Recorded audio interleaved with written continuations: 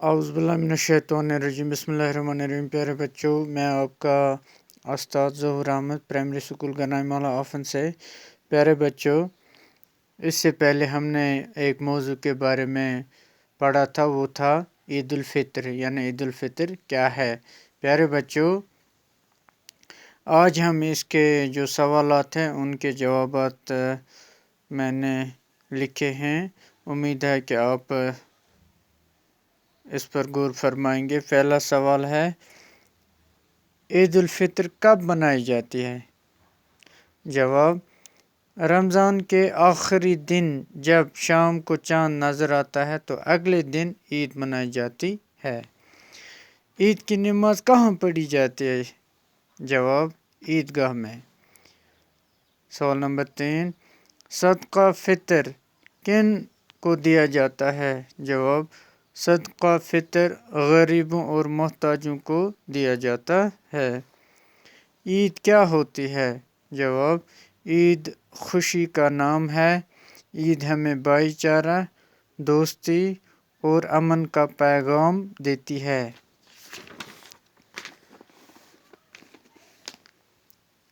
پھر ایک سوال ہے، رمضان کے مہینے پر 5 جملے لکھیے۔ جواب، رمضان کے مہینے میں ہم روزہ رکھتے ہیں۔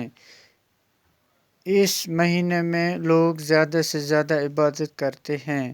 اس مہینے میں ایک فرض نماز کو 70 فرض نمازوں کا ثواب ملتا ہے۔ لوگ غریبوں میں صدقہ فطر بانٹتے ہیں۔ اس مہینے میں تقوی حاصل ہوتا ہے۔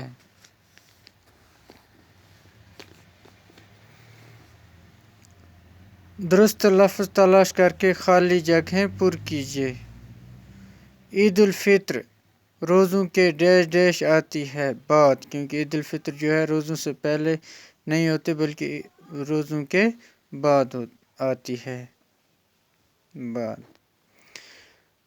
عید کے دن ہر شخص ڈیش ڈیش نظر آتا ہے، خوش نظر آتا ہے، خوش۔ نماز کے بعد ہر شخص ہاتھ ڈیش ڈیش خدا سے دعا مانگتا ہے، ہاتھ اٹھا کر۔ حامد نے عیدگاہ کے ڈیش ڈیش جہاز خریدا، یہاں باہر ہے کیونکہ عیدگاہ میں جو ہے نماز پڑھی جاتی ہے، نہ کہ جہاز خریدا جاتا ہے۔ حامد نے عیدگاہ کے باہر کیا خریدا؟ جہاز۔ پھر ہے واحد کے جمع اور جمع کے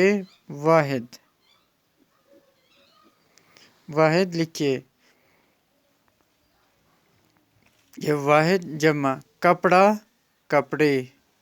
ایک اسم کو واحد کہتے ہیں، 2 اسموں یا 2 سے زیادہ اسموں کو جمع کہتے ہیں۔